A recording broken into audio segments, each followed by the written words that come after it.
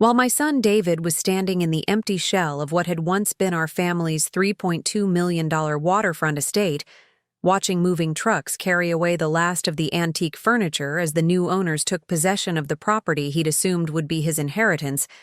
I was sitting in my new penthouse overlooking Seattle's Elliott Bay, finally understanding that sometimes the family members who suggest a 70-year-old woman should make herself useful by moving to the basement are about to discover they just insulted someone who built a real estate empire worth $47 million and had the power to sell their future out from under them with a single phone call. Tell me in the comments, have you ever been so spectacularly underestimated by your own family that you decided to teach them a lesson they'd never forget? Share your story below, because today, you're going to learn that sometimes the people who treat you like a burden are about to witness the most expensive wake-up call of their entire lives. This story is about the April morning when I realized that my own son, the child I'd raised alone after his father's death, put through business school with money I'd earned building one of the Pacific Northwest's most successful luxury property development companies, supported through his early career struggles, and trusted with what I thought was unconditional love and respect, had been systematically treating me like an aging inconvenience whose only remaining value was providing free household services, while staying out of sight in the basement of my own $3.2 million estate. When I discovered that the son I'd sacrificed everything for, taught everything I knew about real estate and business development, and trusted with my most vulnerable moments, as I aged,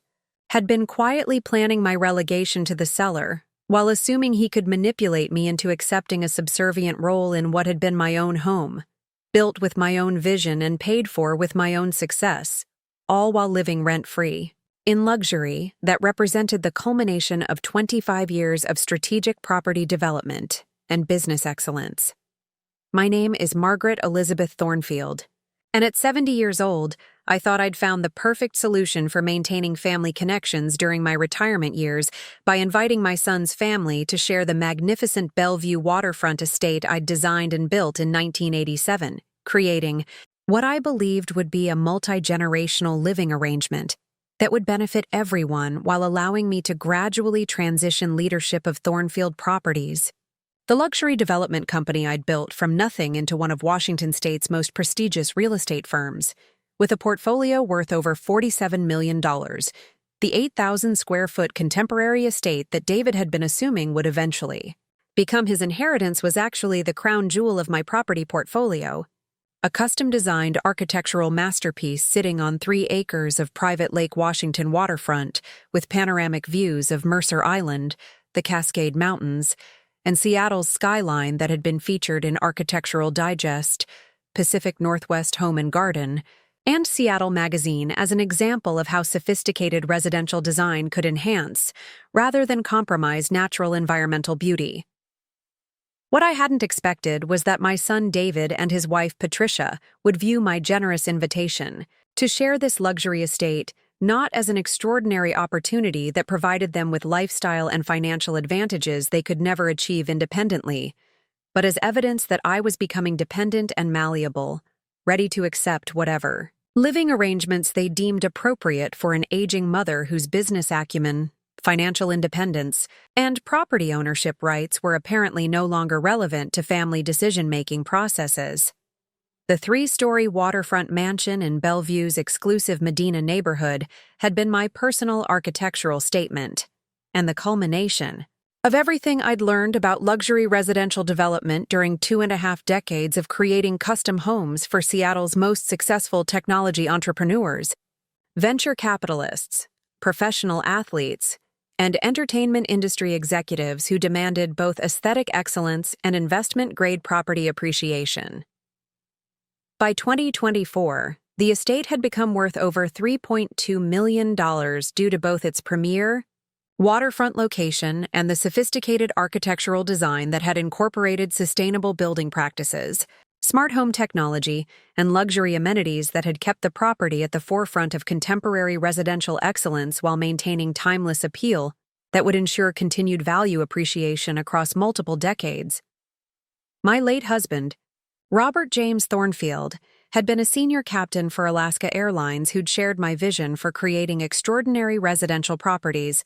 that would serve successful families for generations while building long-term wealth through strategic real estate development and investment. At the time of his death from heart complications in 2019, Robert had been actively supportive of my decision to transition from hands-on property development to portfolio management, understanding that our real estate holdings had grown substantial enough to provide financial security and creative satisfaction without requiring the intensive travel and project oversight that had characterized my earlier career phases. Estate featured architectural details and luxury amenities that reflected everything I'd learned about creating homes that would maintain their market leadership and aesthetic appeal across changing design trends and evolving lifestyle requirements. The main level included formal living and dining areas with floor-to-ceiling windows that captured spectacular water views throughout the day, a gourmet kitchen with professional-grade appliances and custom cabinetry, a library with built-in shelving for my extensive collection of business development texts and architectural references, and a conservatory with climate-controlled environment for my orchid collection. The second level housed 4-bedroom suites, including a master suite that occupied the entire south wing with private balcony access, spa-like bathroom facilities, featuring heated marble floors and steam shower, and a walk-in closet that had been designed to accommodate the extensive wardrobe requirements of someone who regularly attended high-level business functions, community fundraising events, and industry conferences throughout the Pacific Northwest and California. The third floor contained my sophisticated home office, where I'd managed Thornfield properties for over a decade, complete with multiple workstations, conference capabilities, for client meetings and secure storage for confidential business documents and property development plans. This level also included a media room with state-of-the-art entertainment systems and a temperature-controlled wine cellar that had been stocked with vintages reflecting both my appreciation for quality and my understanding that successful business relationships often required appropriate hospitality and entertainment capabilities. The estate's basement level had been designed as luxury recreational and utility space, featuring a fitness center with professional-grade equipment, an indoor swimming pool with spa facilities, a temperature-controlled workshop for my hobby woodworking projects, and extensive storage areas for seasonal items, business records, and the accumulated possessions that reflected 70 years of successful living and 25 years of business achievement in competitive real estate markets. The property's location in Medina had provided both privacy and prestige, situating the estate among homes owned by Microsoft executives, Amazon leadership, professional sports figures, and entertainment industry professionals who valued sophisticated architecture, environmental beauty, and the kind of exclusive community access that had made the area one of the most desirable residential locations in the entire Pacific Northwest region. The waterfront amenities included a private boat dock with deep water access capable of accommodating vessels up to 40 feet in length, a waterfront deck with outdoor kitchen and dining facilities, and professionally maintained gardens that had been designed to provide year-round beauty while requiring minimal maintenance and supporting local wildlife populations. My decision to invite David's family to share the estate had been motivated by both practical considerations and emotional desires for increased family connection during what I'd assumed would be my retirement years. After Robert's death, I'd been living alone in 8,000 square feet of luxury space that had been designed for entertaining and family gatherings, feeling isolated despite the property's beauty and the continuing satisfaction of my business success with Thornfield Properties. The Medina estate had been perfect for two people with active professional and social lives, featuring multiple entertaining areas, guest accommodations, and the kind of sophisticated amenities that had supported our extensive business networking and community involvement. But as a single occupant who was beginning to consider reducing my active business management responsibilities while wanting to maintain family connections and continue contributing to community development projects, the property had felt overwhelming and underutilized. David's family had been struggling with housing costs in Seattle's inflated real estate market, renting a modest 3-bedroom house in Redmond while trying to save for a down payment on property that would provide adequate space for their growing family while maintaining reasonable commuting distance to David's position as a project manager with a Microsoft subsidiary and Patricia's work as a marketing coordinator with a downtown Seattle advertising agency. "Mom, your invitation to share the estate is incredibly generous and could be life-changing for our family," David had said when I'd first proposed the arrangement during a family dinner at their cramped rental house in November 2022. "The kids would love having access to the waterfront and that amazing property, and Patricia and I could finally start building some real financial stability instead of just paying rent that increases every year." The enthusiasm David had demonstrated for the shared living arrangement had seemed genuine and had been accompanied by appropriate expressions of gratitude for the extraordinary financial opportunity and lifestyle enhancement that the estate would provide for his family's long-term security, educational advantages, and quality of life improvements. Patricia had been equally appreciative of the proposed arrangement, recognizing that access to luxury waterfront living would provide both immediate lifestyle benefits and long-term financial advantages that would accelerate their family's wealth building while providing their children with educational opportunities, recreational access, and social connections that would significantly enhance their development and future prospects. "Margaret, this arrangement represents an opportunity that we never could have imagined," Patricia had said during our initial planning discussions in December 2022. "The schools in the Medina area are among the best in Washington state, and the children would have access to activities, experiences, and social connections that we could never provide independently. We're deeply grateful for your generosity and excited about the opportunity to spend quality time together as an extended family while building our own financial foundation." The shared living arrangement had been formalized through comprehensive legal documentation prepared by my estate planning attorney that had protected everyone's interests while establishing clear expectations about property maintenance responsibilities, household expense sharing, privacy boundaries, and long-term planning considerations that would ensure the arrangement would remain sustainable and beneficial for all parties across multiple years. The legal framework had specified that David's family would have full access to the main living areas, guest accommodations, and recreational amenities while contributing to utility costs and property maintenance expenses proportional to their usage. The arrangement had also included provisions for gradual transition of property management responsibilities, with David potentially assuming increasing involvement in estate oversight as I reduced my active business management duties. For the first year of the shared living arrangement, the experience had exceeded everyone's expectations, providing David's family with luxury living accommodations they'd never experienced while giving me the daily family interaction, household energy, and sense of purposeful contribution that had made the large estate feel like a true multi-generational family home rather than an empty showcase of past business achievements.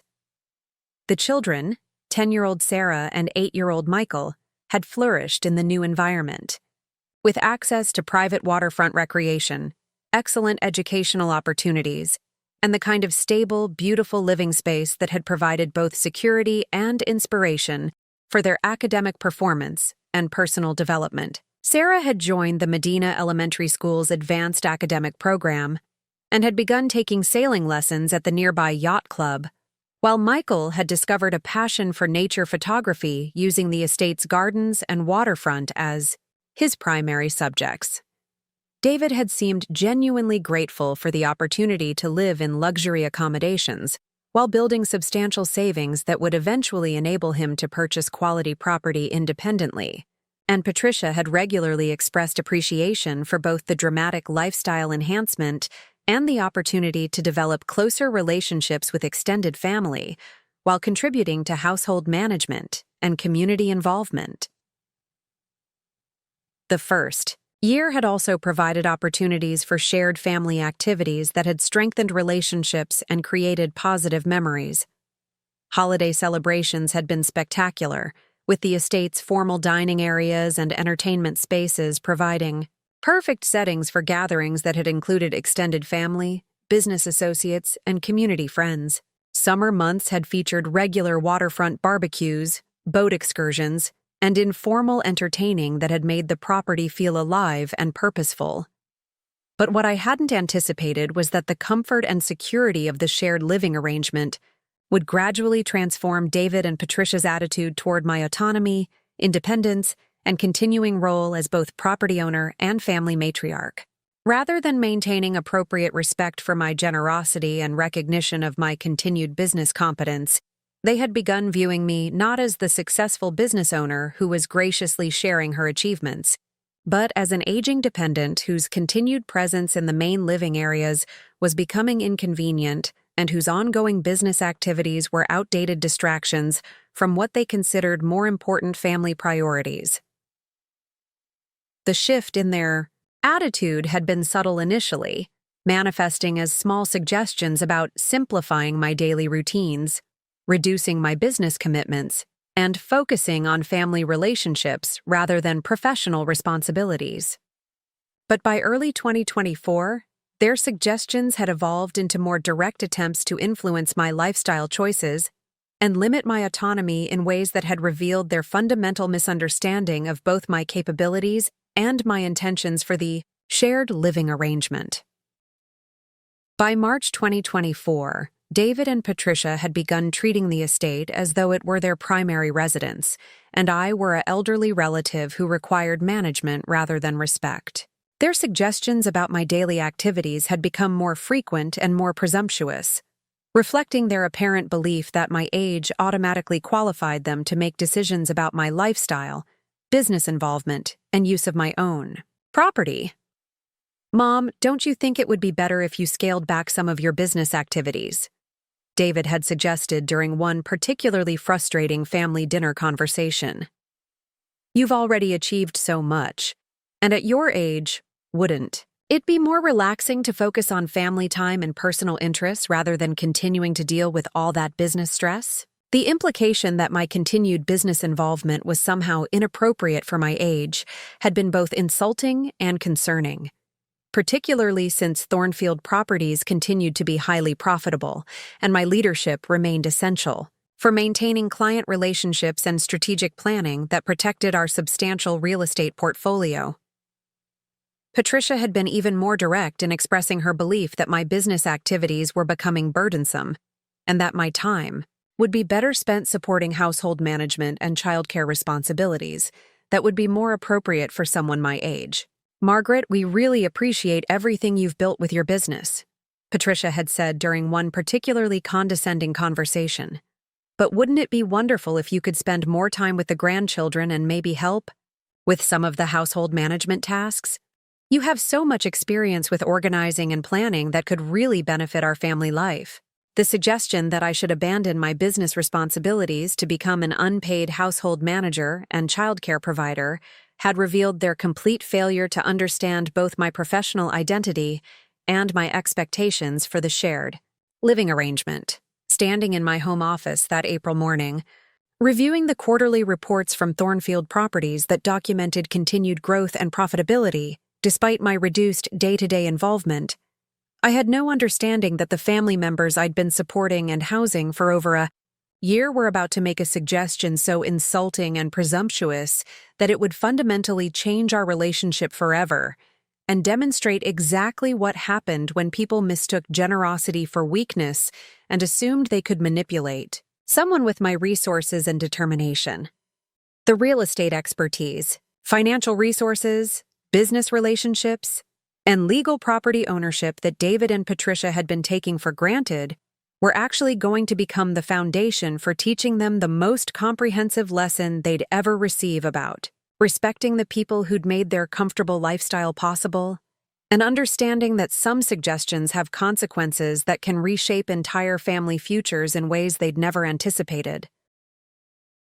Sometimes the people who think you're just an aging family member whose best days are behind her are about to discover you're actually someone with the power to make decisions that will transform their understanding of what's possible when business Acumen meets unlimited determination and the legal authority to change everything with a single phone call to the right real estate professionals. David and Patricia were about to learn that suggesting someone move to the basement of her own property was the beginning of the most expensive lesson in respect and gratitude they'd ever receive,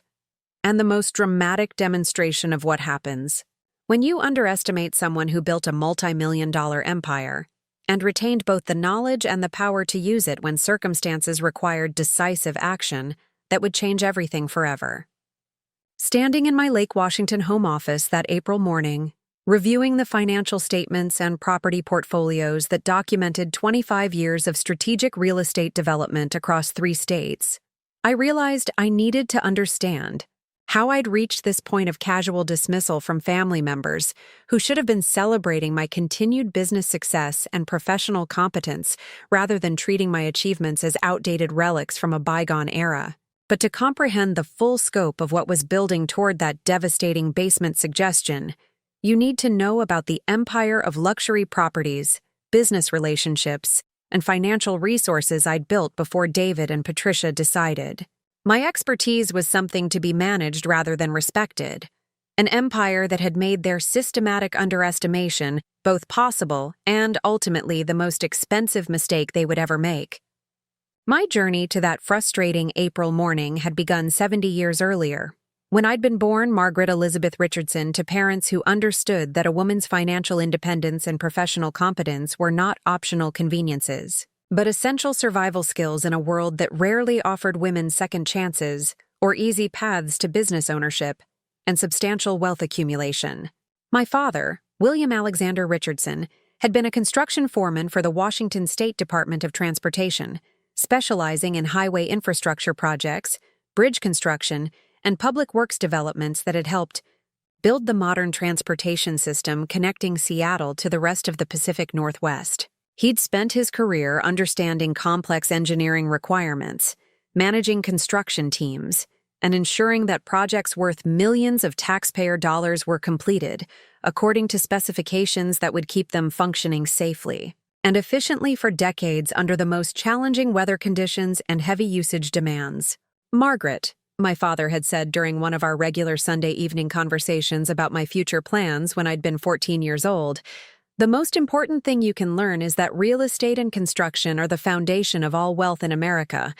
People always need places to live and work, and the person who understands how to provide quality properties will never lack for business opportunities or financial security."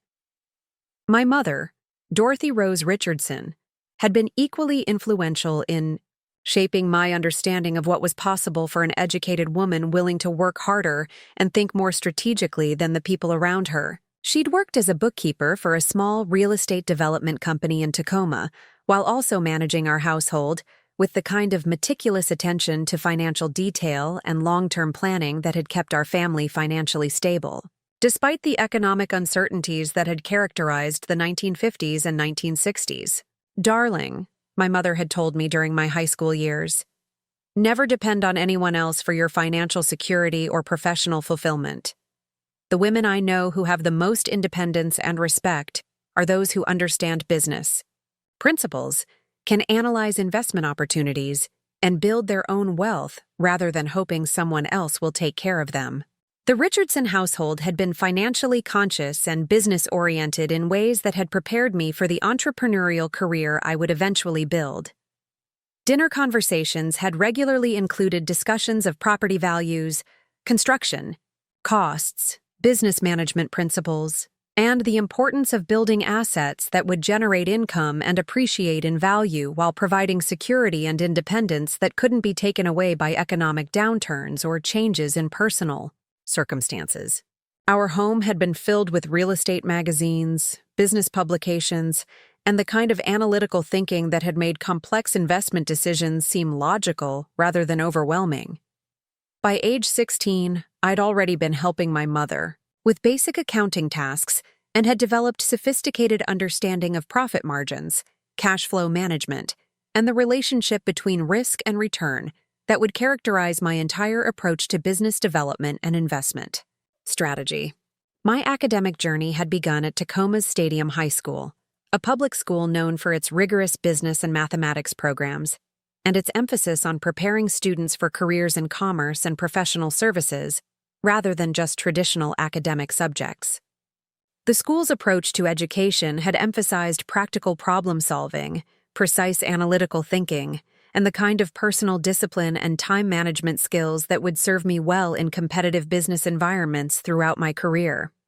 At Stadium High, I'd excelled in mathematics, business courses, and economics, while also developing the organizational abilities and attention to detail that would characterize my entire approach to property development and business management. The school's student body had included children of small business owners, real estate professionals, contractors, and skilled tradespeople who understood that business education was the primary path to economic advancement and professional recognition. In Washington's growing development and construction industries, Miss Richardson, my business mathematics teacher had written in a recommendation letter,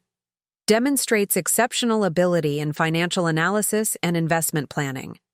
She has the mathematical intelligence to understand complex business relationships and the practical judgment to make decisions that balance risk with opportunity in ways that suggest natural talent for business management. My senior thesis project at Stadium High had focused on residential property development in the Puget Sound region,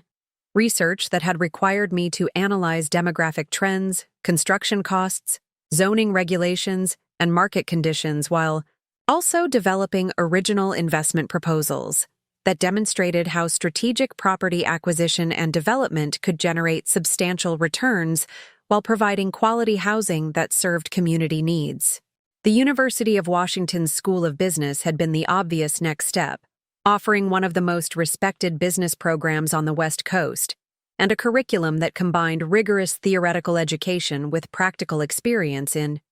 real-world business applications and entrepreneurship development. During my 4 years at the University of Washington, I'd maintained a 3.8 GPA while also working part-time as an assistant to a residential real estate broker in Seattle, and completing internships with major property development firms that had provided hands-on experience in every aspect of real estate transactions from initial property analysis to financing arrangements to construction oversight and final sales processes. The business program at Washington had been particularly demanding, requiring students to develop expertise in accounting principles, financial analysis, marketing strategies, organizational management, and business law, while also completing complex case studies that demonstrated analytical thinking, strategic planning abilities, and understanding of how successful businesses function as integrated systems serving multiple stakeholder interests. Margaret has demonstrated exceptional ability in both analytical and practical aspects of business education,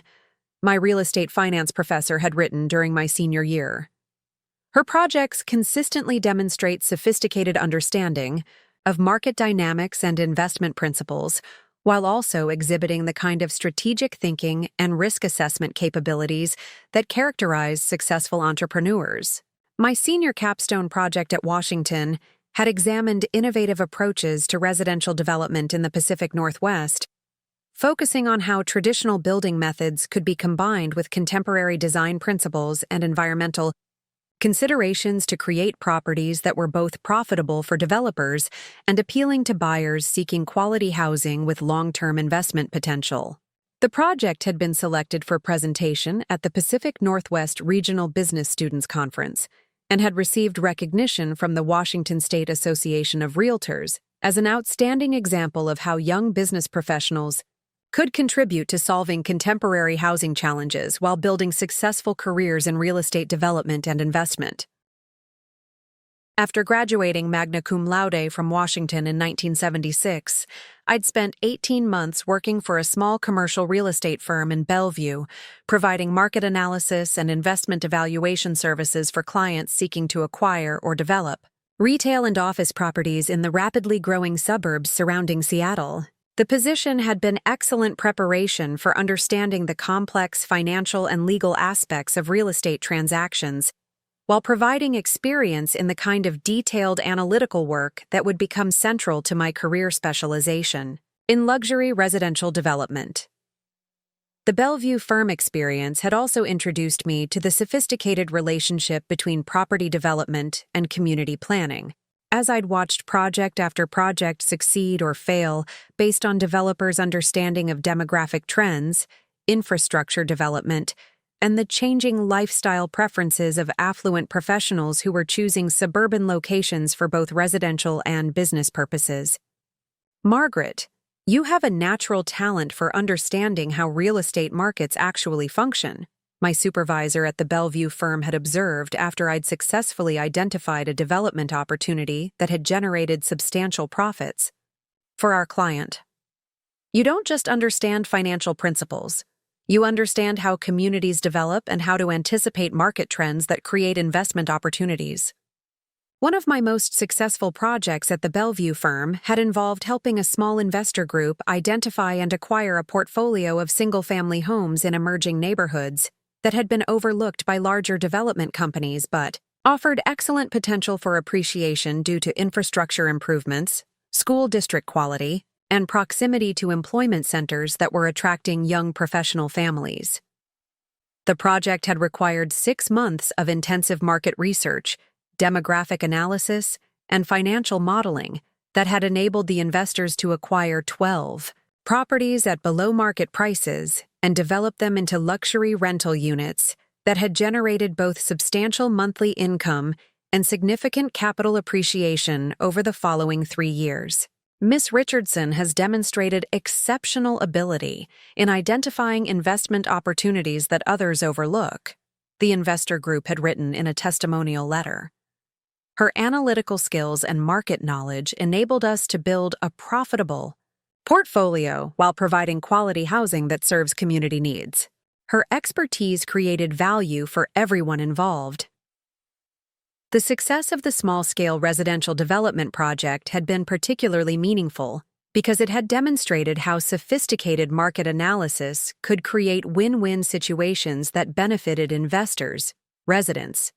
and communities while establishing the foundation for larger and more ambitious development projects that could generate substantial wealth and professional recognition. It was during my time at the Bellevue firm that I'd first begun to understand the enormous opportunity that existed in luxury residential development for professionals who could combine sophisticated financial analysis with high-quality construction management and marketing strategies that appealed to affluent buyers seeking properties that would enhance their lifestyle while building long-term wealth. This insight had led directly to my decision to pursue a position with Morrison Development Group, one of Seattle's most prestigious residential development companies, where I believed I could develop the expertise necessary to specialize in the kind of luxury property development that could transform how successful families thought about the relationship between housing and wealth building. The interview process at Morrison Development had been comprehensive and challenging, involving multiple meetings with senior partners, project managers, and financial specialists who were evaluating not just my analytical abilities, but also my potential for building the kind of client relationships and community connections that would drive long-term business success in Seattle's competitive luxury real estate market. Ms. Richardson, James Morrison had said during my final interview, luxury residential development is ultimately about understanding how successful people want to live and having the expertise to create properties that exceed their expectations while building substantial value. Do you think you can develop that kind of market understanding while also mastering the complex financial and construction management skills that distinguish truly professional development companies? My answer had been based on my experience analyzing diverse property types and market segments at the Bellevue firm.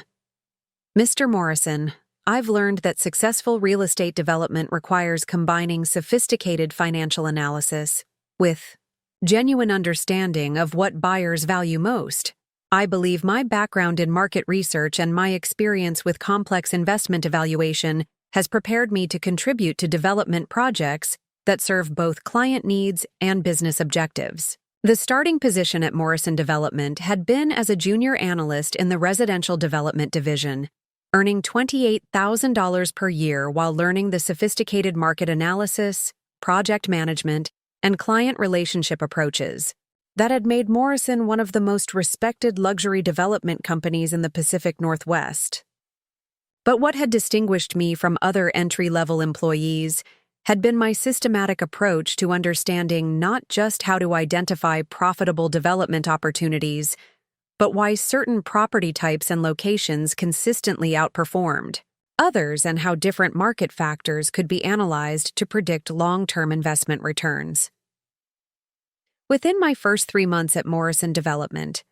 I'd immersed myself in the company's portfolio of completed projects, studying every aspect of their development philosophy, financial strategies, and construction management approaches, while also building relationships with the contractors, architects, and marketing professionals who were essential partners in transforming raw land into luxury residential communities. Within 6 months,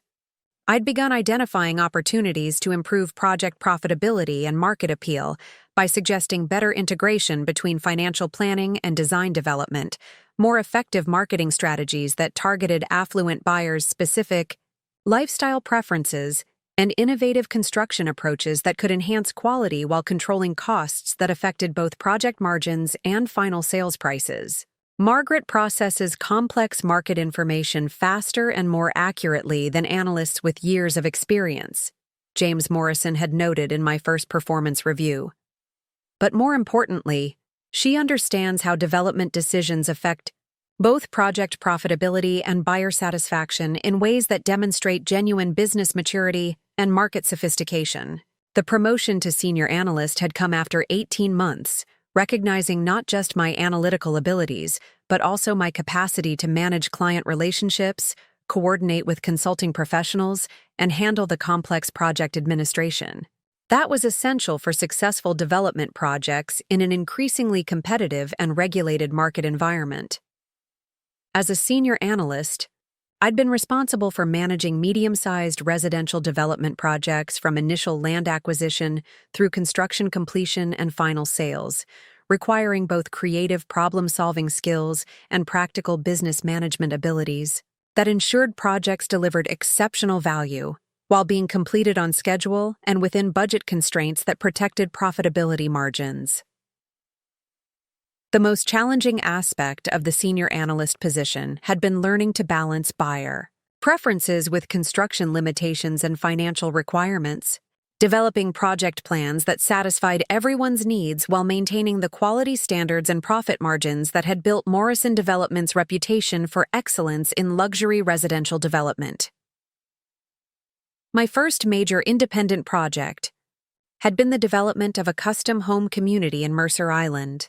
a prestigious undertaking that had required sophisticated market analysis, innovative financing arrangements, and construction management that would create luxury homes appealing to Seattle's most successful business executives while generating substantial returns for Morrison's investment partners. The project had required extensive research into demographic, trends, lifestyle preferences, and architectural styles, while also developing innovative marketing strategies that would differentiate our properties from competing developments and justify premium pricing that reflected the superior quality and exclusive location. Margaret has created a development plan that perfectly balances market appeal with financial viability, the Mercer Island project investors had written in a letter to James Morrison. Her market research and financial analysis have resulted in a project that exceeds our profit expectations, while creating homes that have generated extraordinary buyer satisfaction and community recognition. The Mercer Island project had been featured in Seattle Magazine and had received recognition from the Washington State Home Builders Association as an outstanding example of how thoughtful development could enhance community character while providing luxury housing that served successful families' needs for both lifestyle enhancement and long-term investment appreciation. The promotion to development manager in 1982 had placed me among Morrison Development's senior management team and had given me responsibility for the company's most challenging and profitable residential projects, including luxury custom communities, waterfront developments, and innovative construction projects that required the highest levels of financial expertise and market understanding. As a development manager, I'd also been responsible for mentoring junior staff, developing new market approaches that kept Morrison at the forefront of luxury residential development, and maintaining relationships with the investors, architects, and construction professionals, who were essential sources of capital and expertise that supported the company's continued growth and industry leadership. The most significant project during my development manager period had been the planning and construction oversight for the Bellevue Heights luxury community, where I'd been responsible for transforming 40 acres of raw land into an exclusive residential development that would establish new standards for luxury living in the Seattle metropolitan area. The Bellevue Heights project had required 3 years of planning, environmental assessment, and construction management that had resulted in a 28-home community that preserved significant natural areas while providing diverse housing options that served successful families across different life stages and lifestyle preferences. Margaret Thornfield has created a development that proves luxury and environmental responsibility can enhance, rather than compromise each other, the Washington Environmental Council had noted when presenting the project with their Sustainable Development Award. Her innovative planning approach has established new standards for responsible luxury development in the Pacific Northwest. The promotion to partner in 1987 had recognized not just my individual development achievements, but also my contributions to company management, business expansion, and the strategic planning that had helped Morrison Development maintain its position as Seattle's most respected luxury residential development company. As a partner, I'd been responsible for strategic planning, business development, and oversight of Morrison's entire luxury residential division, managing a team of 15 development professionals while also maintaining direct involvement in the company's most important and complex projects that defined industry standards for quality and innovation. My partnership responsibilities had included developing new services and market approaches that differentiated Morrison from competitors, maintaining relationships with key investors and industry partners, and ensuring that all projects met the company's standards for financial performance, construction quality, and buyer satisfaction that had built Morrison's reputation over 20 years of successful development. The most ambitious project during my partnership tenure had been the master planning and development oversight for the Lake Washington Estates, a 200-acre luxury residential community that had required innovative approaches to environmental preservation, infrastructure development, and community design that would create a model for sustainable luxury living in rapidly growing suburban markets. The Lake Washington Estates project had involved 5 years of planning, regulatory approval, and construction oversight that had resulted in a residential community that preserved 60% of the original forest while providing 85 custom home sites that offered privacy, luxury amenities, and appreciation potential that had made the development one of the most successful luxury communities in Washington state history. Margaret Thornfield has created a development model that proves environmental stewardship and luxury living can work together to create extraordinary value for both residents and investors, the Pacific Northwest Development Council had noted. When presenting the project with their Excellence in Community Planning Award, her innovative approach has established new standards for sustainable luxury development. By 1992, when I'd made the decision to establish Thornfield Properties as an independent development company, I'd accumulated 15 years of experience in every aspect of luxury residential development from land acquisition to final sales, had developed expertise in sustainable design and community planning that was recognized throughout the region, and had built relationships with investors, contractors, and design professionals that would provide the foundation for a successful independent practice. The decision to start my own company had been motivated by my desire to focus exclusively on the kind of innovative luxury development projects that had become my specialty, working with investors and buyers who valued exceptional quality and were willing to invest in development approaches that would create lasting value while enhancing rather than compromising environmental and community character. Thornfield Properties had begun operations in a converted warehouse space in Seattle's Pioneer Square,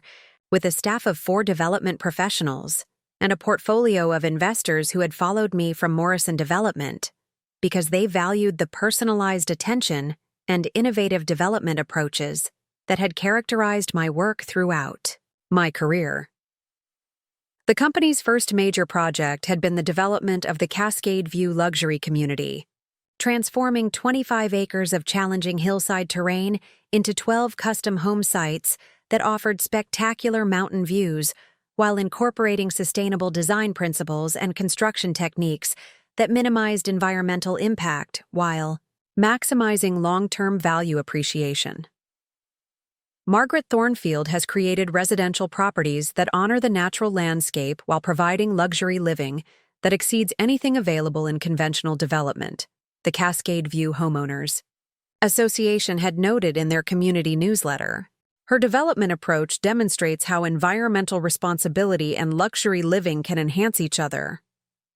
Over the following 15 years, Thornfield Properties had completed over 75 luxury residential projects ranging from small-scale, custom communities to major waterfront developments to the creation of exclusive estate properties for Seattle's most successful business leaders and entertainment industry professionals. Every project had reflected my commitment to understanding clients' individual needs while developing properties that enhanced both their lifestyle and their long-term wealth, building through strategic real estate investment. The project that had brought me the most personal satisfaction had been the development of the Puget Sound Preserve, a 50-acre waterfront community that had required innovative approaches to environmental protection while creating luxury homes that supported both family living and business entertainment for residents whose professional success required sophisticated residential amenities and prestigious addresses. Margaret Thornfield has designed a community that enables successful families to live in harmony with the natural environment while maintaining the luxury amenities and social connections that support their professional and personal success. The residents had written in a letter that I'd treasured throughout my career. Her understanding of both environmental stewardship and luxury living has created a community that enhances every aspect of our lives. The recognition that had meant the most to me had come in 2010, when the Washington State Association of Realtors had presented me with their Lifetime Achievement Award, acknowledging not just individual projects, but my overall contribution to advancing sustainable luxury development and environmental responsibility throughout the Pacific Northwest. Real estate industry. Margaret Thornfield has spent 25 years proving that luxury residential development can enhance both individual wealth and community character, while establishing standards for environmental responsibility that have influenced developers throughout the region, the award citation had read. Her work demonstrates that innovation and tradition, luxury and sustainability, individual success and community benefit can be integrated through development excellence that serves both present needs and future generations. Standing in my home office that April morning, surrounded by the awards, project photographs, and professional relationships that represented 25 years of development achievement, I had no understanding that the family members I'd been supporting and housing for over a year were about to dismiss my expertise as outdated irrelevance, revealing the true scope of their ingratitude and setting in motion events that would demonstrate exactly what happened when people underestimated someone with my capabilities and resources. The real estate expertise, professional relationships, industry recognition, and financial resources that David and Patricia were dismissing as a retirement hobby were actually going to become the foundation for teaching them the most comprehensive lesson they'd ever receive about respecting success, honoring expertise, and understanding that some people respond to disrespect with actions that reshape everyone's understanding of what's possible when experience meets determination and unlimited financial power. Sometimes the people who think your career is just ancient history are about to discover you're actually someone with the power to make decisions they've never seen coming and could never afford to reverse. David and Patricia were about to learn that dismissing someone's professional legacy was the beginning of the most spectacular demonstration of business competence they'd ever witness. Standing in my Bellevue home office that April morning, reviewing the family photographs and business documents that documented years of successful collaboration and mutual respect. I couldn't help but remember how different David's attitude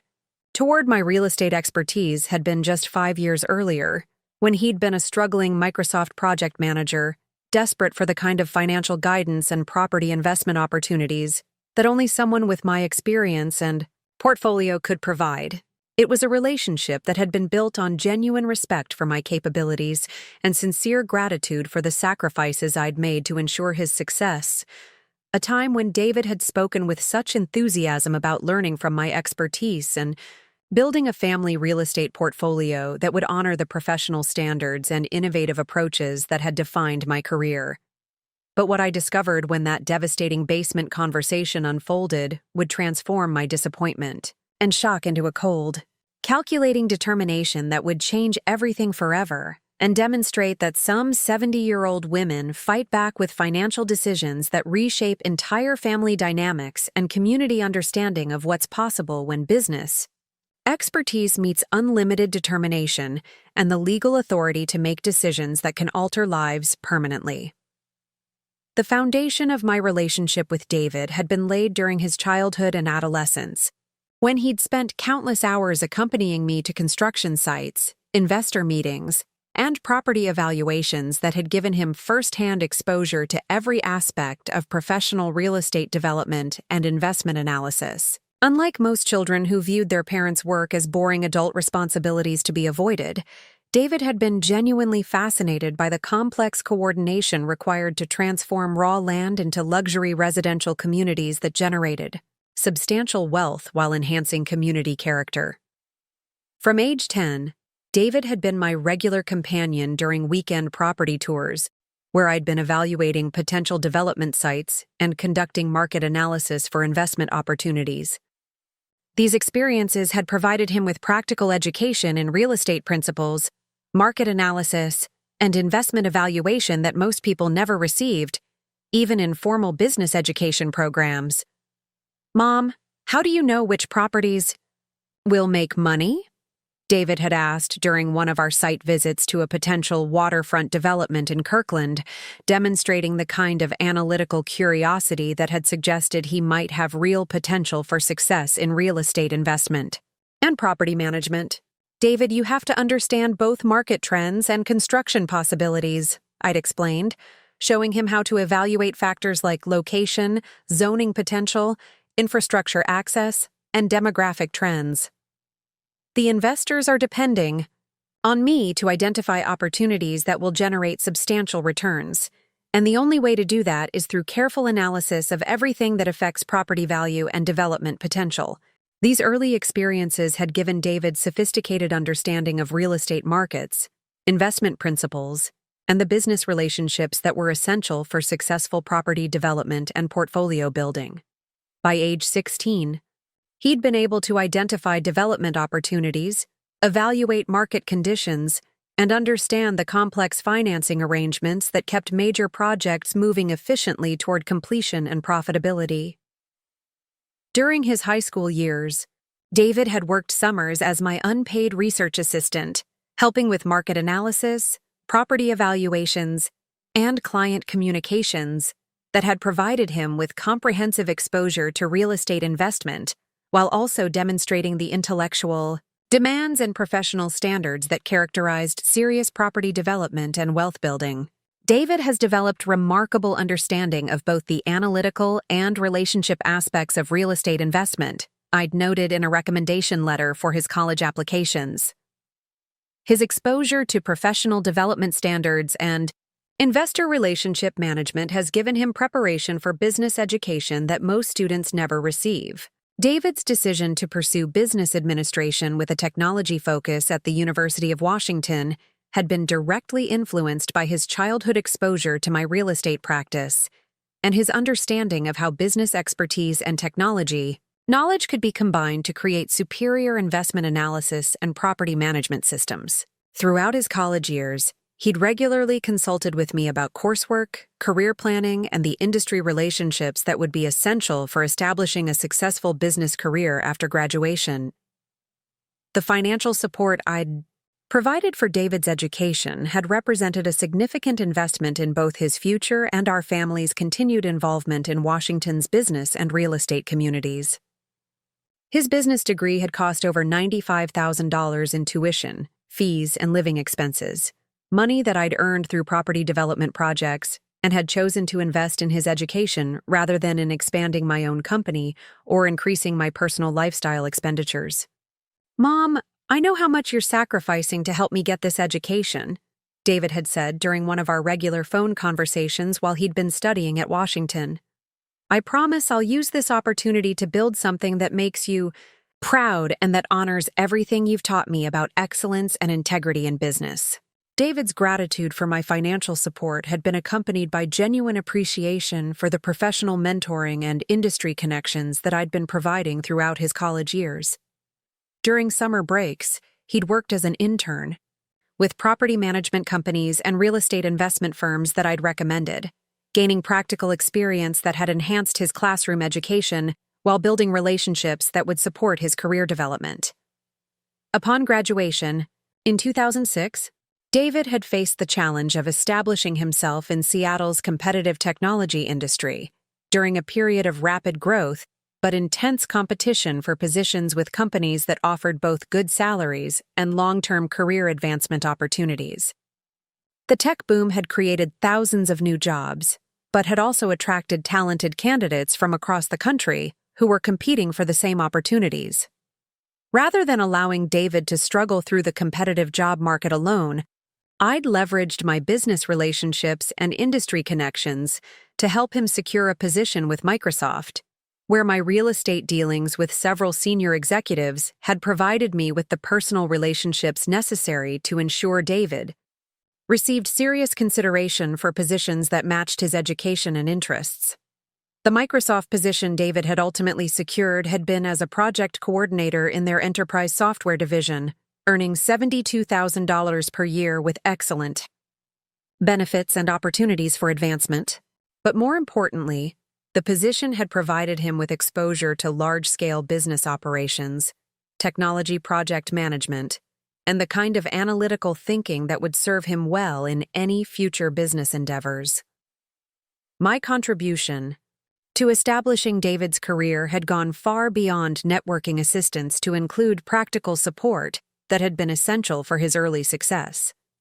I'd provided him with a substantial loan for his first car purchase, had helped him secure favorable financing for his initial apartment rental, and had given him access to the financial planning and investment advice that I'd developed over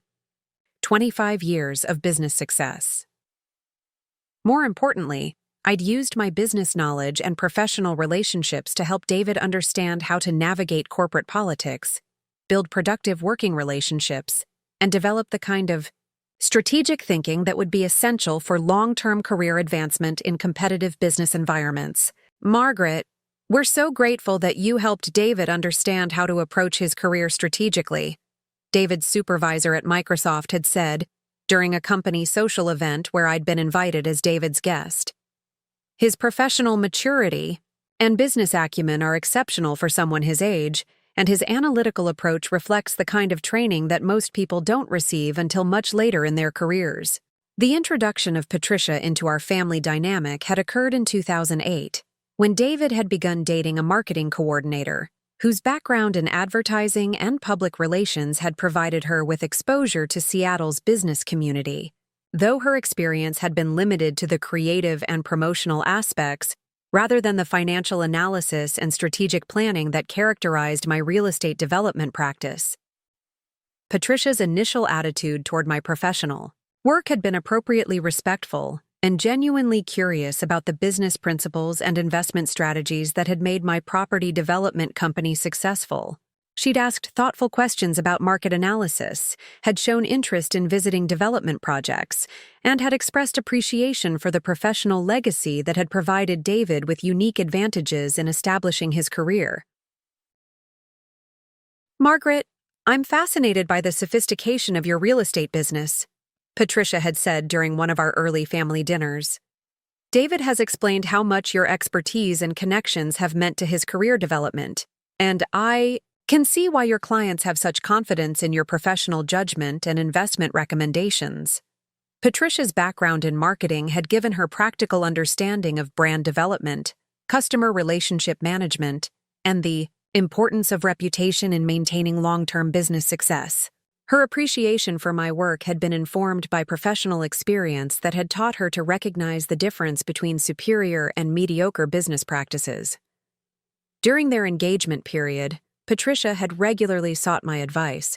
about financial planning, investment decisions, and career development strategies that had demonstrated both respect for my expertise and genuine interest in learning from my decades of experience in business management and wealth building. "Margaret, I really value your perspective on our financial planning," Patricia had said when she and David had been preparing for marriage in 2009. "Your business knowledge helps me understand investment principles and long-term financial strategies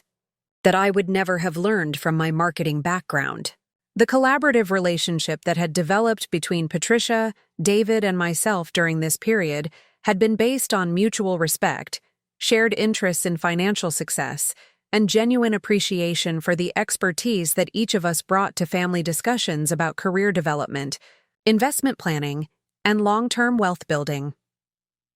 When David and Patricia had married in 2010, I'd provided substantial financial support for their wedding celebration, contributing $45,000 toward a reception that had been held at the Fairmont Olympic Hotel and had included 200 guests from both families and their professional networks. The wedding had been both a celebration of their relationship and a demonstration of our family's success and social connections within Seattle's business community. Following their marriage, I'd continued to provide financial guidance and support, helping them purchase their first home with a substantial down payment assistance of $85,000 that had enabled them to secure favorable financing and avoid private mortgage, insurance while building equity in a property that would appreciate substantially over the following decade. The home purchase process had provided additional opportunities for me to share my real estate expertise, helping David and Patricia understand market conditions, evaluate property values, and negotiate terms that had saved them thousands of dollars while ensuring they acquired a property with excellent long-term investment potential. "Mom, your help with our home purchase has been incredible," David had said after they'd closed on their 3-bedroom house in Redmond. "Your real estate knowledge saved us money and helped us avoid mistakes that could have cost us thousands of dollars. We never could have navigated this process successfully without your expertise." The peak of our family collaboration had lasted from 2010 through early 2022, a period when my real estate expertise, David's growing business acumen, and Patricia's marketing knowledge had combined to create a family partnership that had been both financially successful and personally satisfying for everyone involved. During this golden period, our family gatherings had become regular celebrations of shared success and collaborative planning. Rather than typical family social events, our time together had provided opportunities for sophisticated discussions about investment opportunities, business strategies, and financial planning that had enhanced everyone's wealth building while strengthening family relationships. "Margaret, your guidance on our investment portfolio has generated returns that exceed anything we could have achieved independently," David had reported during one particularly memorable family dinner in 2015. "The real estate investments you recommended have appreciated by over 40% in the past 3 years, and the rental income has provided financial security that's allowed us to take calculated risks with our other investments." My investment guidance had been based on my understanding of Seattle's real estate markets and my ability to identify properties with exceptional potential for both appreciation and rental income generation. I'd helped David and Patricia acquire a portfolio of 3 rental properties that had provided both monthly income and substantial equity growth while diversifying their wealth beyond their primary residence and retirement accounts. The investment properties had required careful analysis of neighborhood trends, renovation potential, and rental market conditions, but had resulted in a portfolio worth over $850,000 by 2020, representing one of the most successful small-scale real estate investment strategies in their age group. Patricia's contribution to our collaborative success had been equally valuable, providing marketing expertise and project management skills that had helped optimize the rental property's appeal while maintaining cost-effective operations that had maximized both rental income and long-term appreciation potential. Margaret, your real estate expertise combined with our execution capabilities has created investment results that have exceeded our most optimistic projections, Patricia had reported during our regular investment review meetings. The properties we've acquired together have performed better than the stock market, while providing diversification and tax advantages that have accelerated our wealth building. The financial success of our collaborative investments had been extraordinary, generating combined returns that had enabled David and Patricia to build substantial wealth while maintaining their primary careers and family responsibilities. Between 2010 and 2020, our joint investment activities had generated over $400,000 in combined appreciation and rental income, with profit-sharing arrangements that had benefited everyone while building long-term family wealth. But more importantly, the collaborative period had provided intellectual stimulation and family bonding that had made our time together both productive and personally fulfilling. Rather than feeling like I was losing relevance due to age, I'd been contributing essential expertise while continuing to learn and grow through exposure to contemporary business practices and market developments. The arrival of grandchildren had added another dimension to our family relationships, with Sarah in 2012 and Michael in 2014 providing new opportunities for sharing my love of business and property development, while creating additional reasons for maintaining close family connections that would support multiple generations. Sarah had shown particular interest in business planning and financial analysis, often spending hours at my desk while I'd worked on investment evaluations and property assessments. Her natural ability to understand numerical relationships and analytical thinking had suggested she might have inherited some of my business intelligence and strategic capabilities. "Grandma Margaret, can you teach me how to find good properties like you do?" Sarah had asked during one of our weekend visits when she'd been 8 years old.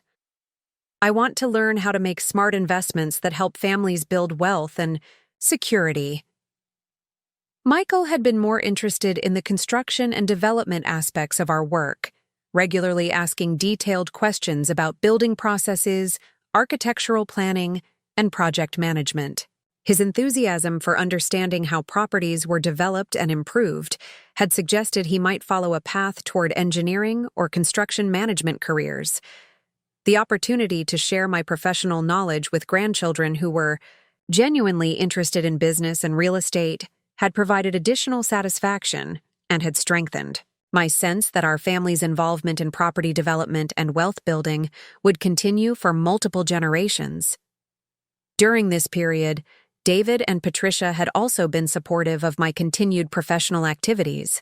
encouraging me to maintain client relationships and pursue projects that utilized my expertise while providing intellectual stimulation and professional satisfaction during my transition toward retirement. "Mom, we hope you'll continue taking on interesting real estate projects for as long as you enjoy the work," David had said when I'd been considering full retirement in 2018. "Your expertise is too valuable to waste, and your continued involvement in the industry benefits all of us through the relationships and reputation you've built over 25 years. Their encouragement of my continued professional activity had reflected genuine respect for my capabilities and understanding that real estate expertise and business acumen didn't diminish with age when they were supported by decades of experience and ongoing engagement with contemporary market challenges. The first indication that David and Patricia's attitude toward my expertise was beginning to change had come during a family dinner in late 2022, when Patricia had made a casual comment about updating our investment approach to reflect contemporary market trends that might be more appealing to younger real estate investors and property managers.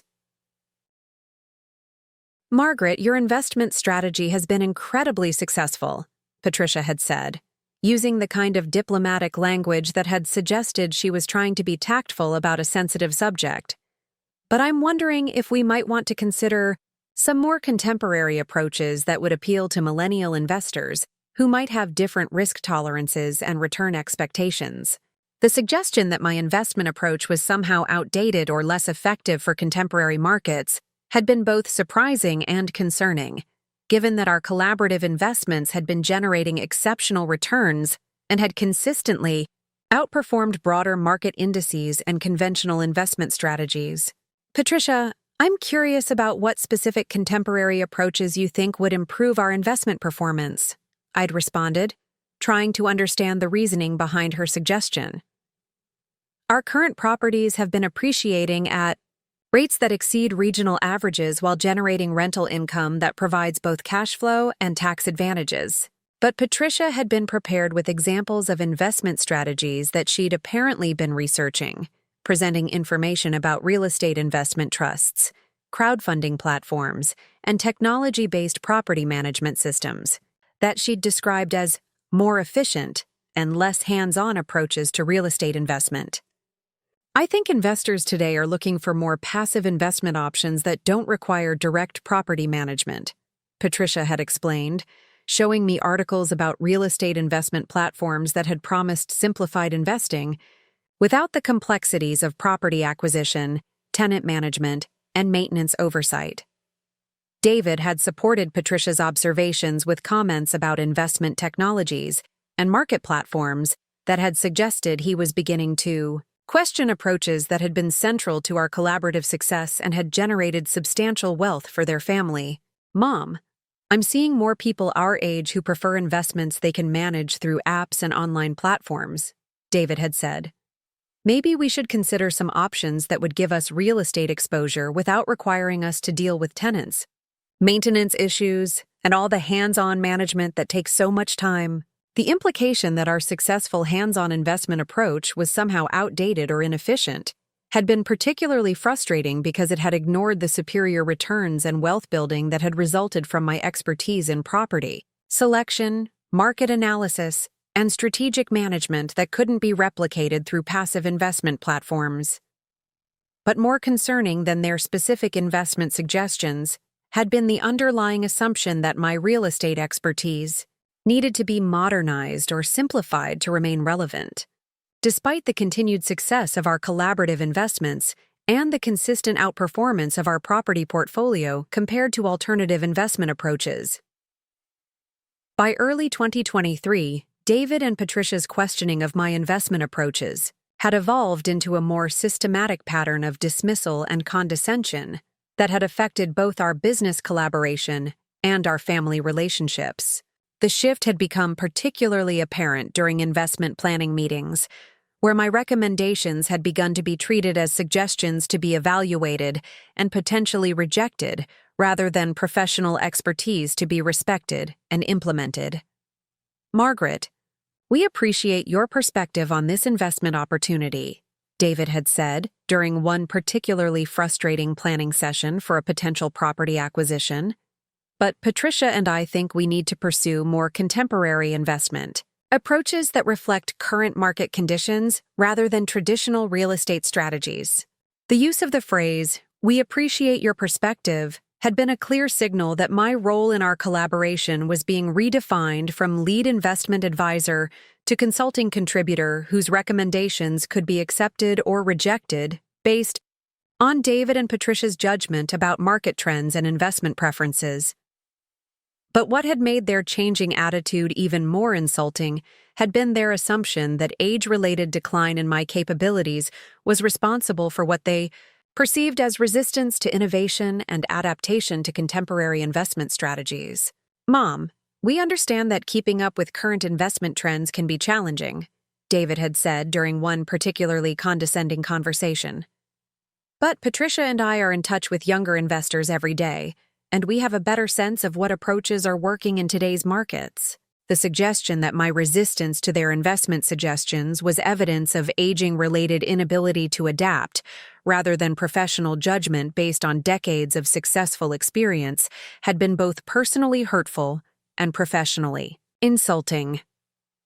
Patricia had been even more direct in expressing her belief that my investment approach had become outdated and needed to be supplemented with younger perspectives that would keep our portfolio competitive in contemporary markets. "Margaret, I think it would be beneficial for our investments if we consulted with some younger financial advisors who could provide fresh perspectives on market trends," Patricia had suggested during a family business meeting.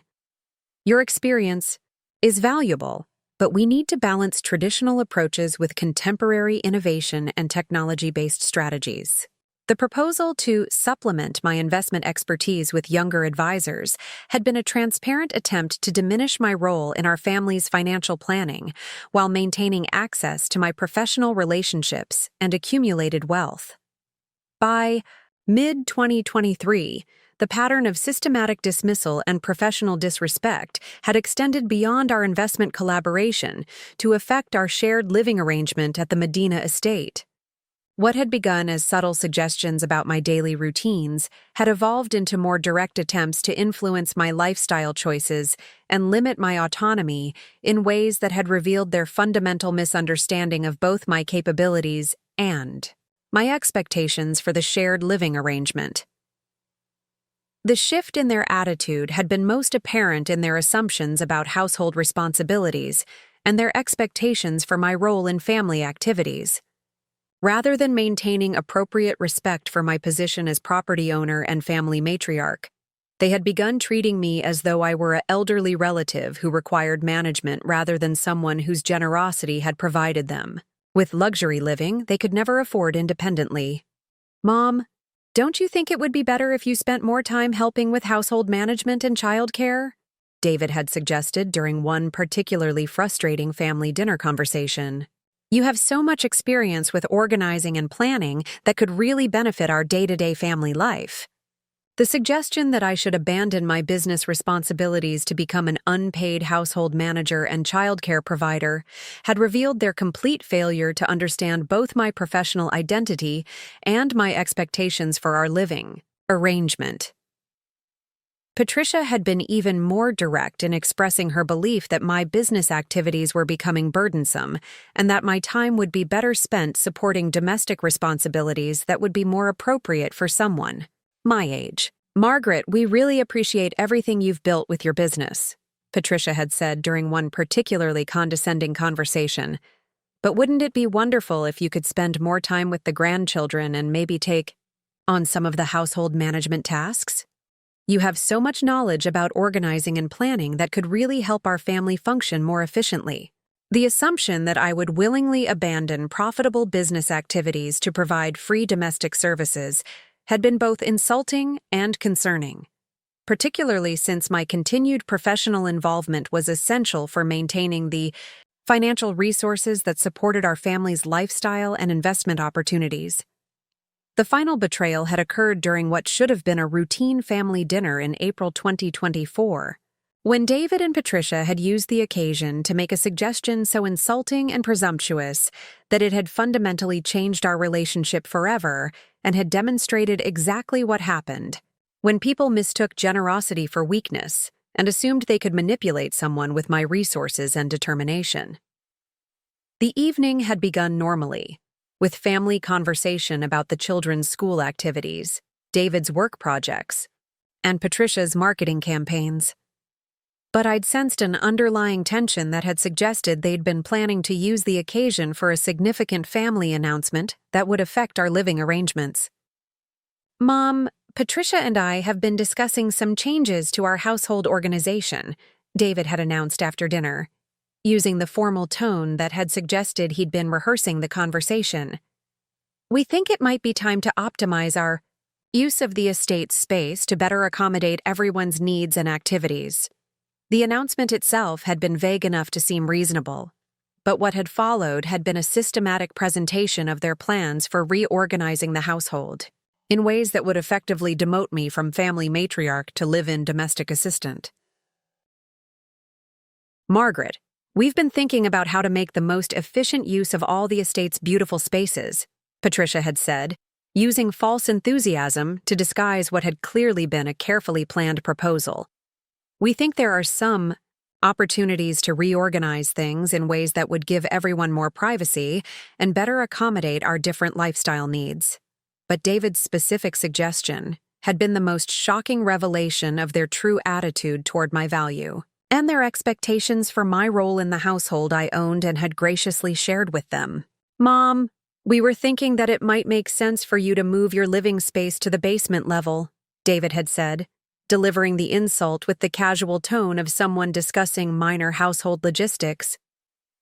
"The basement has been renovated with beautiful finishes, and it would give you more privacy while allowing us to use the main living areas for entertaining and family activities that require more space." The suggestion that I should relocate to the basement of my own property while they occupied the luxury living spaces I designed and paid for had been so shocking that I'd initially assumed I'd misunderstood his meaning. "David, are you suggesting that I move to the basement while you and Patricia use the main floors of the house?" I'd asked, needing confirmation that he'd actually made such an insulting proposal. "It would just be more efficient," Patricia had added, apparently believing that practical arguments would make their suggestion acceptable. "The basement has everything you need: a bedroom, bathroom, kitchenette, and sitting area. And you'd still have access to the rest of the house, but you'd have your own private space where you could relax without feeling like you need to participate in all our family activities." The revelation that they'd been viewing my presence in the main living areas as an inconvenience rather than a privilege had been the final piece of evidence about their true attitude toward my generosity and their complete failure to understand the relationship between property ownership and household hierarchy. But what had made their suggestion even more insulting had been their assumption that I would simply agree to accept subordinate status in my own home while they enjoyed the luxury lifestyle that my success had made possible. "We think this arrangement would work better for everyone," David had continued, apparently oblivious to the enormity of what he was suggesting. "You'd have your own space, and we'd have more room for the kids' activities and our entertaining. It's really a win-win situation that would optimize the estate's functionality." The casual dismissal of my status as property owner and family matriarch in favor of optimizing functionality had been the final demonstration of how completely they'd misunderstood both my capabilities and my willingness to accept disrespectful treatment from people who owed their comfortable lifestyle to my generosity. That evening, sitting alone in my home office after David and Patricia had left to give me time to think about their suggestion, I'd made the decision that would change everything forever and would demonstrate exactly what happened when people underestimated someone with my resources, determination, and legal authority to make decisions that could reshape their entire future in ways they'd never anticipated. Rather than accepting their insulting suggestion or attempting to negotiate a compromise that would preserve our relationship while maintaining my dignity, I would implement the most decisive response possible, immediately listing the entire estate for sale and terminating their occupancy in a way that would teach them the most comprehensive lesson they'd ever receive about respecting property owners and understanding the consequences of treating generosity as weakness. The decision to list the property had been motivated by several factors, but primarily by my recognition that David and Patricia's attitude toward my value and their expectations for our relationship had become fundamentally incompatible with any living arrangement that would preserve my dignity and autonomy. More importantly, the decision would serve as a comprehensive demonstration of the difference between property ownership and occupancy, teaching them that comfortable living arrangements were privileges that could be revoked when recipients failed to maintain appropriate respect and gratitude for the opportunities they'd been provided. The next morning, I'd contacted Rebecca Morrison, Seattle's most prestigious luxury real estate agent and a professional colleague who'd handled several of my previous property transactions. Rebecca had been familiar with the estate's value and market potential, and had immediately understood both the financial opportunity and the family dynamics that had motivated my decision. "Margaret, this property will be one of the most desirable luxury listings in the Seattle market," Rebecca had said during our initial consultation.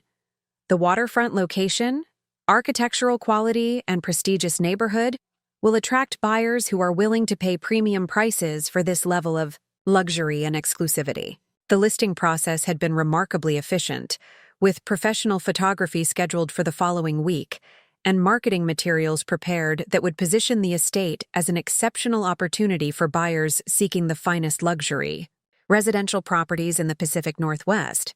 But more importantly, the listing would serve notice to David and Patricia that their comfortable lifestyle was ending, and that their assumption about inheriting the property had been a fundamental miscalculation of both my intentions and my willingness to accept disrespectful treatment. The asking price had been set at $3.2 million,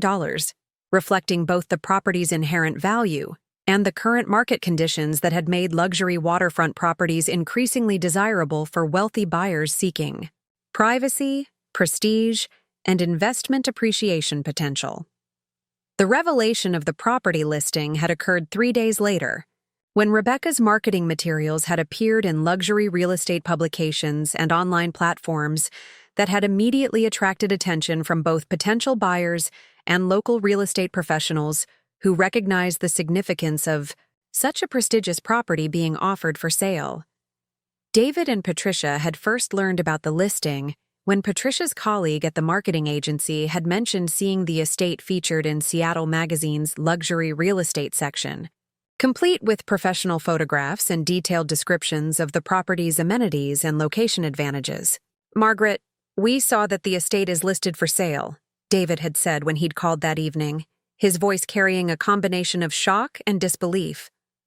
"We don't understand what's happening. Is this some kind of mistake or misunderstanding?" My response had been direct and unambiguous, designed to ensure they understood both the finality of my decision and the connection between their disrespectful treatment and the consequences they were now experiencing. "David, there's no misunderstanding," I'd said calmly. "After your suggestion that I move to the basement of my own property, I realized that our living arrangement had become untenable. I've decided to sell the estate and relocate to accommodations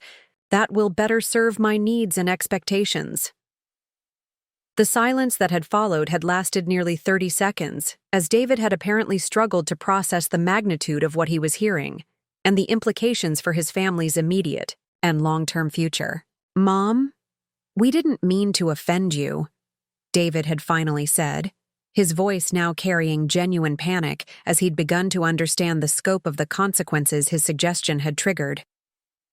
The basement suggestion was just a practical idea for reorganizing space. We never intended to disrespect you or make you feel unwelcome in your own home. But Patricia's reaction had been even more revealing, reflecting her immediate understanding of both the financial implications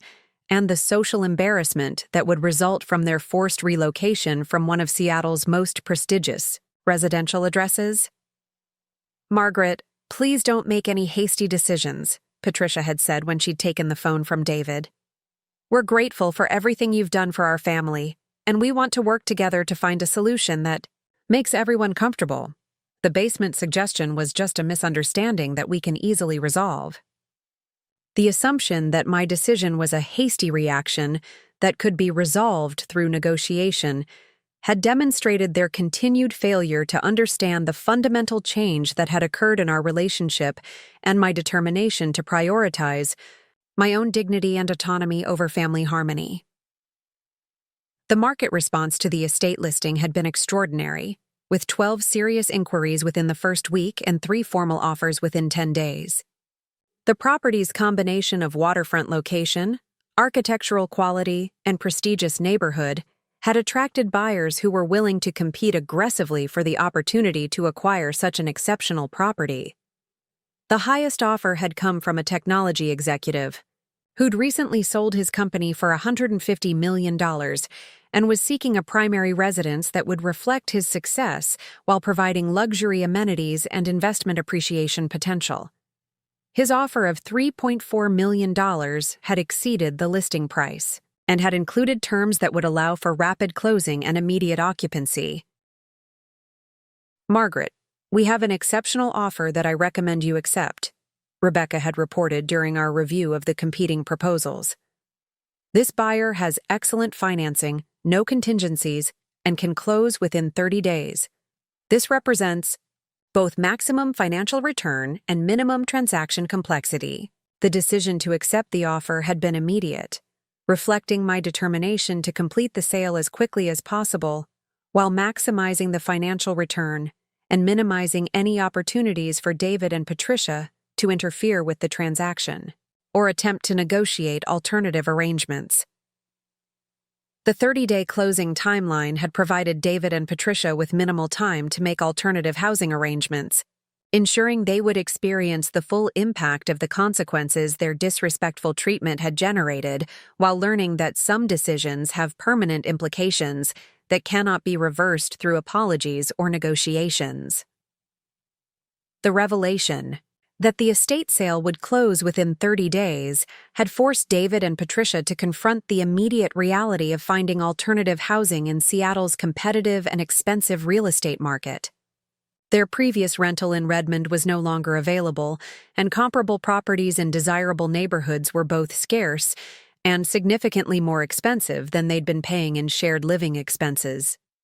The search process had been particularly challenging because they'd become accustomed to luxury amenities and prestigious location that were available only in properties far beyond their financial capacity to purchase or rent independently. The waterfront access, private grounds, and sophisticated architectural features they'd been enjoying were available only in properties that required either substantial wealth or rental payments that would consume most of their combined income. "Mom, we're having trouble finding anything comparable to the estate within our budget," David had reported during one of several phone calls where he'd attempted to discuss their housing crisis. "The rental market has gotten much more expensive, and the properties we can afford are either too small for our family or located in areas that would require the kids to change schools." The housing search had also revealed the extent to which their lifestyle and social connections had been dependent on the prestigious address and luxury amenities I'd been providing. The children's school friends, Patricia's professional networking, and David's social relationships had all been enhanced by their association with one of Medina's most desirable properties.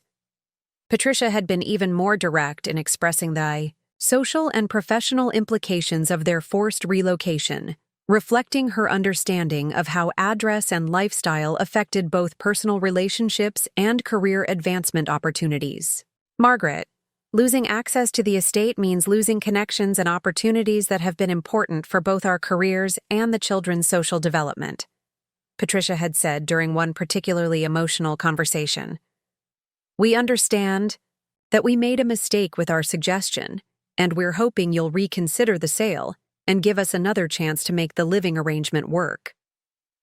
But their appeals for reconsideration had been based on the mistaken assumption that my decision was an emotional reaction that could be reversed through sufficient expressions of regret and promises of improved behavior, rather than a strategic business decision designed to establish permanent consequences for disrespectful treatment.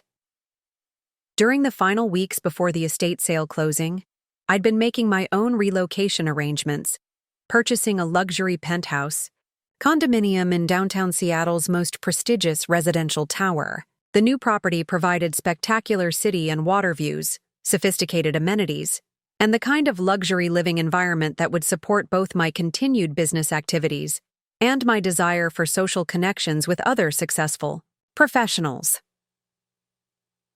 The penthouse purchase had been completed through cash transaction that had demonstrated both my financial independence and my ability to upgrade my living situation, while David and Patricia had been struggling to find acceptable alternative housing within their reduced budget constraints. "Margaret has acquired one of the most desirable residential properties in downtown Seattle," the real estate agent had noted in a follow-up conversation. "The penthouse provides both luxury living and excellent investment appreciation potential, while positioning her perfectly for continued business and social activities." The new living arrangement had also provided symbolic demonstration of the difference between property ownership and occupancy, with my upgraded luxury accommodations contrasting sharply with David and Patricia's downgraded housing situation, and their loss of access to the lifestyle advantages my generosity had provided. The children's reaction to the forced relocation had been particularly difficult for David and Patricia, as Sarah and Michael had formed strong attachments to the waterfront property and had been devastated by the necessity of leaving their friends and familiar environment. "Grandma Margaret, why can't we live at the beautiful house anymore?" Sarah had asked during one of our final conversations before the estate sale closing. I loved living by the water and having my own room with the big windows. The impact on the grandchildren had been the one aspect of the situation that had caused me genuine sadness, but had also served as an important lesson about the consequences of family decisions and the importance of treating generosity with appropriate respect and gratitude. The news of the estate sale and family relocation had generated significant attention within Seattle's real estate and business communities, with professional colleagues and social acquaintances expressing both surprise at the family conflict and admiration for my decisive response to disrespectful treatment. Margaret Thornfield has demonstrated that successful business people don't tolerate disrespect from anyone, including family members, one colleague had commented during a networking event. Her response sends a clear message about the importance of maintaining dignity and autonomy, regardless of family relationships. The industry response had been particularly supportive, with other successful women expressing appreciation for my willingness to prioritize personal dignity over family harmony when the two had become incompatible. Margaret's response to her family's disrespectful treatment has been inspiring for those of us who've built substantial wealth and sometimes face similar challenges with relatives who take our generosity for granted. Rebecca Chen, a successful tech entrepreneur, had said during a women's business networking event. She's demonstrated that maintaining self-respect is more important than preserving relationships that have become exploitative. The Seattle Business Journal had featured my story as part of their series on family business conflicts, noting that my decisive response had established important precedents for how successful business owners should handle situations where family members attempt to take advantage of their generosity or undermine their autonomy. Margaret Thornfield's handling of her family situation demonstrates the importance of maintaining clear boundaries and consequences when personal relationships conflict with professional dignity, the article had noted. Her willingness to prioritize self-respect over family convenience sends an important message about the responsibilities that come with accepting generosity from successful relatives. The estate sale had generated proceeds of $3.4 million, which I'd immediately reinvested in a diversified portfolio of luxury properties and commercial real estate investments that had enhanced both my monthly income and my long-term wealth-building potential. The transaction had also eliminated the substantial ongoing expenses associated with maintaining the large estate, including property taxes, utilities, landscaping, and general maintenance that had been costing over $8,000 per month. The financial restructuring had improved my cash flow by approximately $12,000 per month while maintaining my luxury lifestyle and actually enhancing my social connections through the downtown penthouse location that had provided better access to business, networking, and cultural activities. More importantly, the estate sale had preserved my wealth for my own enjoyment and future charitable giving, rather than allowing it to be gradually transferred to family members who demonstrated their lack of appreciation and respect for my generosity. Margaret's financial repositioning has enhanced both her immediate lifestyle and her long-term wealth preservation, my financial advisor had noted during our quarterly review. The property sale and reinvestment strategy has improved her cash flow while maintaining excellent appreciation potential and providing much better liquidity for future opportunities. The investment returns from the sale proceeds had been exceptional, generating monthly income that had exceeded my living expenses while building additional wealth that would support decades of luxury living and philanthropic giving that reflected my values and priorities. The aftermath of the estate sale had continued to affect David and Patricia's lifestyle and financial situation in ways that had provided ongoing reminders of the consequences their disrespectful treatment had generated. Their rental housing costs had increased by over $4,000 per month compared to their previous shared living expenses, while their housing quality had decreased substantially in terms of space, amenities, and neighborhood prestige. The children's adjustment to their new living situation had been particularly difficult, requiring school changes, the loss of waterfront recreational opportunities, and separation from friends and activities that had been central to their social development. Sarah had been especially affected by the loss of her sailing lessons and private waterfront access, while Michael had missed the extensive grounds and photography opportunities the estate had provided.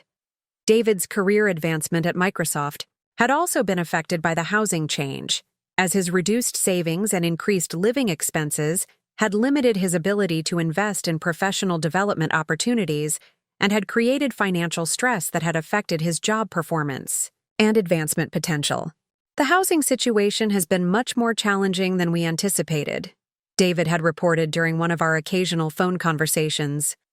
The increased expenses and reduced living quality have affected every aspect of our family life, and we're struggling to maintain the lifestyle and opportunities the kids were accustomed to. Patricia's marketing career had experienced similar impacts, with her reduced social connections and increased financial stress affecting both her professional networking and her ability to participate in industry events and professional development, activities that were essential for career advancement in Seattle's competitive marketing environment. But perhaps most significantly, their relationship with the extended family and social community had been affected by the dramatic change in their living situation and the obvious family conflict that had resulted in my decision to sell the estate rather than continue sharing it with them. Over the months following the estate sale, David and Patricia had made numerous attempts to reconcile our relationship and potentially restore some version of our previous family collaboration. But their efforts had been based on the mistaken assumption that sufficient apologies and promises of improved behavior could reverse the fundamental change that had occurred in my willingness to accept disrespectful treatment. "Mom, we've learned our lesson about taking your generosity for granted," David had said during one particularly emotional conversation 6 months after the sale. "We understand now that our suggestion was insulting and inappropriate, and we're hoping we can rebuild our relationship and maybe find ways to collaborate again on investments and family activities." My response had been consistent and clear. While I remained willing to maintain appropriate family relationships, the days of substantial financial support and collaborative business activities had ended permanently due to their demonstrated inability to maintain respectful and appreciative attitudes toward my contributions. "David, I'm happy to continue our relationship as long as it's based on mutual respect and appropriate boundaries," I'd explained. "But the collaborative investments and substantial financial support are no longer appropriate given what's happened. You and Patricia need to build your own success without depending on my resources or expertise." Patricia had been even more persistent in her attempts to restore our business collaboration, apparently believing that sufficient expressions of regret and acknowledgement of my expertise could convince me to resume providing investment guidance and financial support. "Margaret, we realize now how valuable your expertise has been to our financial success," Patricia had said during one of several conversations where she'd attempted to negotiate some form of renewed collaboration. "We're hoping you'll consider giving us another chance to benefit from your knowledge and experience, with better appreciation for everything you've taught us." But their appeals had consistently failed to address the fundamental issue. Their demonstrated belief that my age and generosity made me vulnerable to manipulation and disrespectful treatment, and their apparent assumption that consequences could be negotiated away through sufficient expressions of remorse. The establishment of clear boundaries and consequences had ultimately resulted in a much healthier family dynamic, with our interactions now based on mutual respect rather than financial dependency and assumed inheritance expectations. Holiday gatherings and family celebrations had continued, but with David and Patricia now understanding that their comfortable lifestyle and financial security were their own responsibility rather than benefits they could expect from my continued generosity. The grandchildren had adapted to the new family situation more successfully than their parents, maintaining loving relationships with me while learning important lessons about respect, gratitude, and the relationship between actions, and consequences that would serve them well throughout their lives. "Grandma Margaret, I understand why you sold the house," Sarah had said during one of our regular lunch meetings at my downtown penthouse. "Daddy and Mommy weren't being respectful of your kindness, and grown-ups need to learn from their mistakes, just like kids do." Michael had demonstrated similar understanding, expressing appreciation for the continued relationship while acknowledging that his parents had made poor decisions that had affected the entire family's living situation. The new family dynamic had also provided opportunities for me to model appropriate responses to disrespectful treatment, demonstrating to both my grandchildren and the broader community that successful people maintain their dignity regardless of family pressures or emotional manipulation. The ultimate vindication of my response had come through the continued success of my business activities and the enhanced respect I'd received from both professional colleagues and social acquaintances who'd witnessed my handling of the family situation. Rather than being viewed as an elderly woman who'd overreacted to a family disagreement, I'd been recognized as a successful business owner who'd appropriately defended her autonomy and dignity against disrespectful treatment. Margaret Thornfield has demonstrated that maintaining self-respect is essential for continued success at any age, one business colleague had noted during a networking event. Her willingness to prioritize dignity over family convenience has enhanced rather than diminished her reputation within the business community. The Seattle Chamber of Commerce had invited me to speak at their annual Women's Leadership Conference about the importance of maintaining professional boundaries and personal autonomy throughout all stages of career development, recognizing my situation as an example of how successful women could handle family conflicts that threatened their independence. Margaret's experience demonstrates that generosity and family loyalty don't require accepting disrespectful treatment, I'd told the audience during my presentation. Successful people have a responsibility to maintain standards and consequences that preserve their dignity while teaching others about the importance of gratitude and appropriate behavior. The speaking engagement had led to additional opportunities for community leadership and professional recognition, with several organizations requesting my participation in programs focused on family business management, wealth preservation, and intergenerational relationship challenges. The story of my response to David and Patricia's disrespectful treatment had resonated throughout Seattle's business and social communities, inspiring other successful individuals to examine their own family relationships and establish clearer boundaries around financial support and living arrangements that had been taken for granted by relatives. Several other successful women had contacted me to share similar experiences and seek advice about handling family situations where generosity had been met with entitlement rather than gratitude, creating an informal network of mutual support and strategic thinking about family relationship management. Margaret's willingness to take decisive action has inspired me to address similar issues in my own family. One successful entrepreneur had written in a follow-up message after my Chamber of Commerce presentation, "Her example has given me the confidence to establish boundaries that preserve my autonomy while maintaining appropriate family relationships." The broader impact had extended beyond individual families to influence community discussions about aging, independence, and the responsibilities that come with accepting generosity from successful relatives. Local media had featured stories about the importance of maintaining respect for older adults who'd achieved substantial success, and the consequences that should follow when family members attempt to exploit their generosity. Standing in my downtown penthouse 2 years after the estate sale, reviewing the quarterly reports that showed continued growth in my investment portfolio and the community recognition that had resulted from my decisive response to family disrespect,